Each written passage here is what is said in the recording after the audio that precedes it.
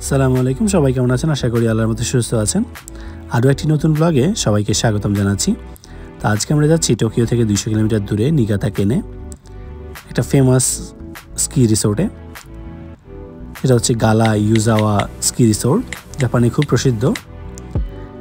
এই রিসোর্টে ski, snowboarding এবং অনেক রকমের স্পোর্টস ইভেন্ট করা যায় এবং স্কিনিক বিউটি তো অসাম। আজকের ট্যুরের A to Z শেয়ার করার চেষ্টা করব। হোপ এনজয় করবেন, সাথে থাকুন।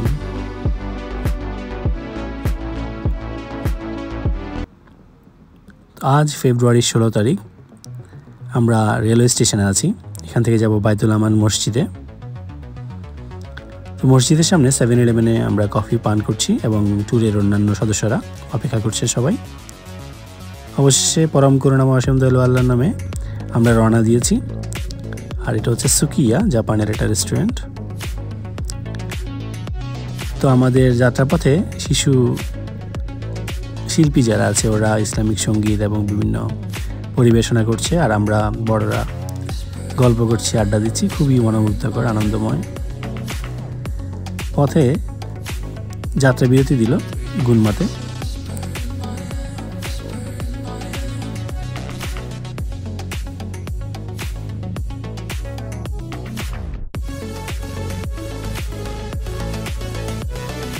অবশেষে আমরা নিগাতা পৌঁছে গেলাম। নিগাতা এসে চক্ষু চড়ক গাছ, পাহাড়, পর্বত সব কিছুই, রাস্তাঘাট সব বরফে ঢাকা। শুধু রাস্তায় যেখানে গাড়ি চলাচলের জায়গা সেখানে বরফ নেই, আর সব জায়গায় বরফে আবৃত। দেখে মনে হচ্ছে এক ভিন্ন জগতে প্রবেশ করেছি আমরা। যতদূর চোখ যায় শুধু বরফ আর বরফ।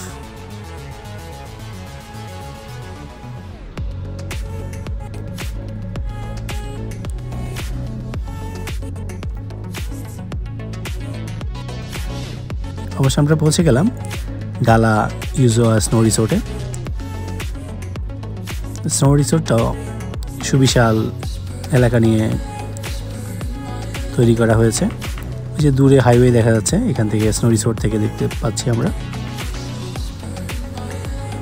লাঞ্চ এবং নামাজ পড়া শেষ। এখন আমরা যাব ক্যাবল কারে করে মাউন্টেনের উপরে। এটাকে জাপানিজ ভাষায় গন্ডোরা বলা হয়। তো মাউন্টেনের উপর থেকে যে ট্র্যাকগুলো দিয়ে নিচে নেমে আসা যায় স্কি এবং স্নোবোর্ডিংয়ের।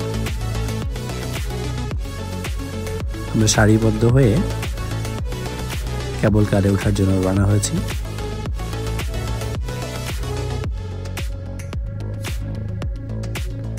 ক্যাবল কারের ভিতর আমরা ওয়েট করছি, এখনো স্টার্ট হয়নি। দূরে সুউচ্চ পর্বতমালা আর এক্সপ্রেসওয়ে। এই ক্যাবল কারে আমরা আছি 4 জন, 2 জন ক্লোজ বড় ভাই এবং আমার বন্ধু পরশ। অবশেষে আমাদের যাত্রা শুরু হলো।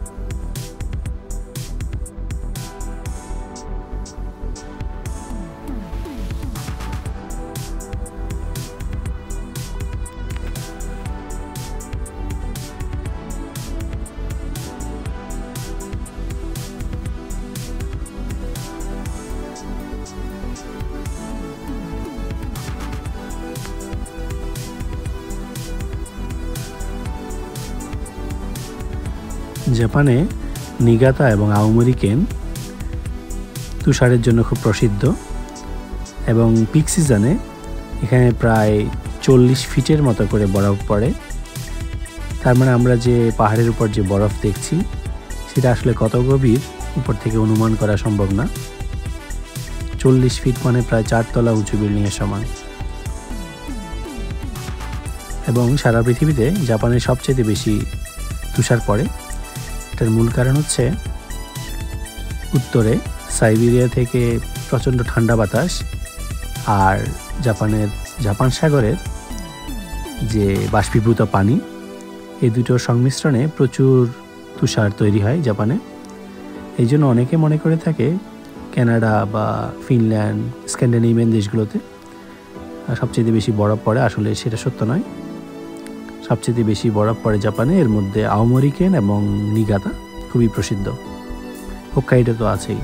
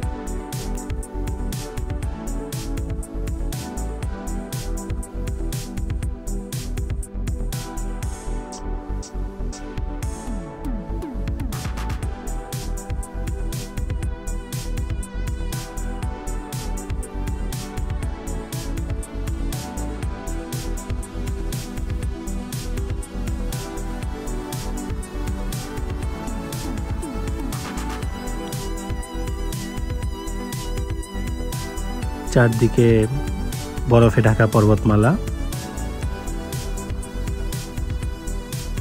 অসম্ভব সুন্দর। আলহামদুলিল্লাহ।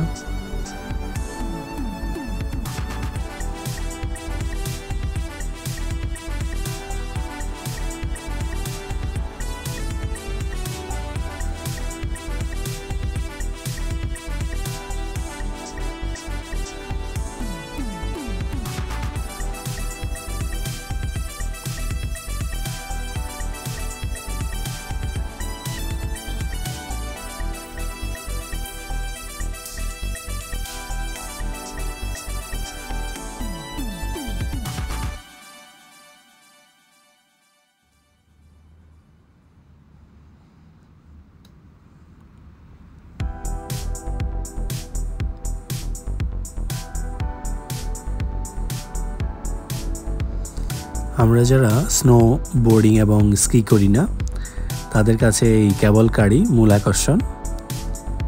কারণ কেবল কার থেকেই আসল সৌন্দর্য উপভোগ করা যায়।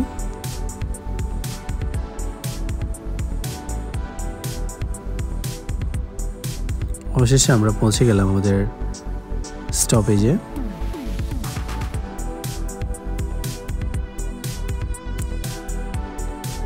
গালাইউজোয়া আমাদের স্বাগত জানাচ্ছে। প্রচুর মানুষ, প্রচুর মানুষ।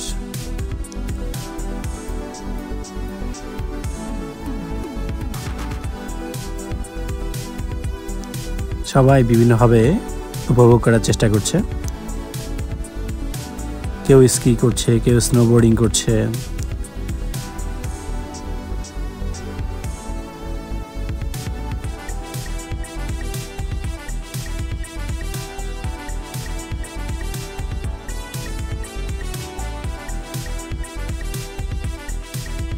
আমি আর পরশ, যার আগ্রহের কারণে আজকে আমার গালাতে আসা।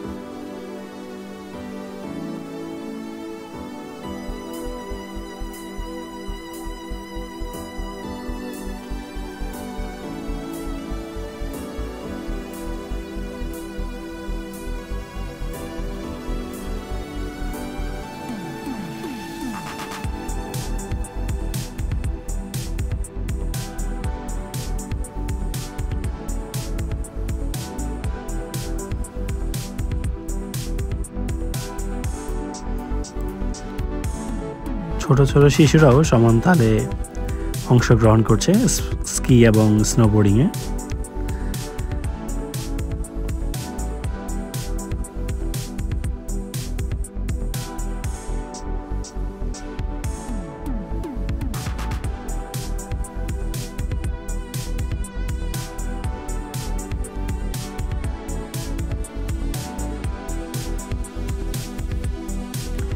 আমরা এখন যাচ্ছি পাশেই বাচ্চাদের জন্য তৈরি করা স্নোবোর্ডিং প্র্যাকটিসের গ্রাউন্ডে।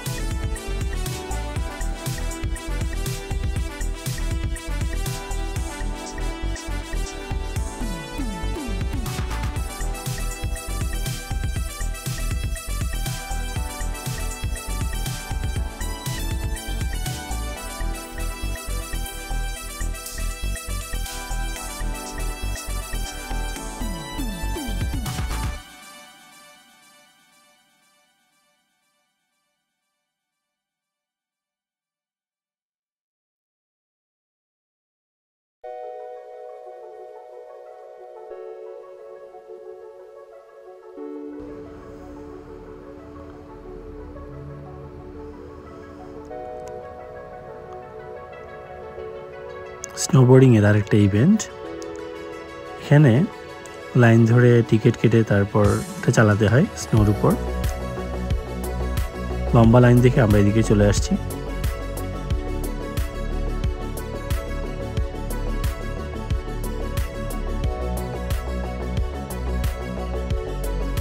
এদিকে আমাদের বড় ভাই মারুফ ভাই ওনার ছেলেকে স্নোবোর্ডিং এর দীক্ষা দিচ্ছেন। বাচ্চাদের জন্য খুবই এনজয়েবল এইসব ইভেন্ট।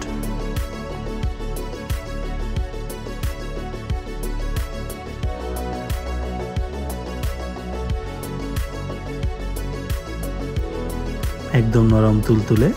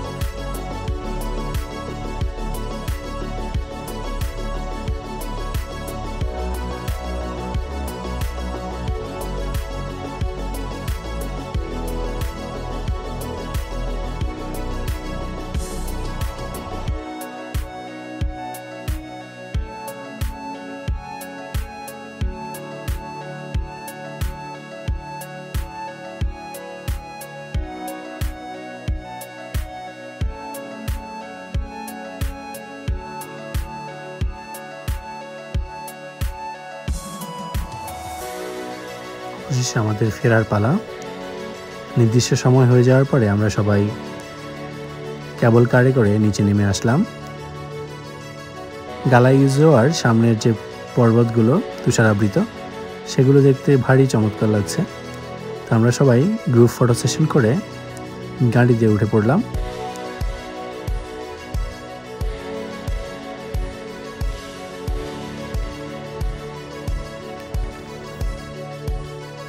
অবশেষে অনেক আনন্দের একটি দিন পার করে আমরা আমাদের নিজেদের গন্তব্যে উদ্দেশ্যে যাত্রা করেছি। তো আজকের এই ট্যুরটি ছিল ইসলামিক মিশন জাপান সাইতামার কোশিগায়া শাখার। এই ট্যুরের সাথে সংশ্লিষ্ট সবাইকে অশেষ ধন্যবাদ, বিশেষভাবে মারুফ ভাই, মমিন ভাই এবং শাহিনকে সবাইকে ধন্যবাদ জানিয়ে বিদায় নিচ্ছি। আল্লাহ হাফেজ।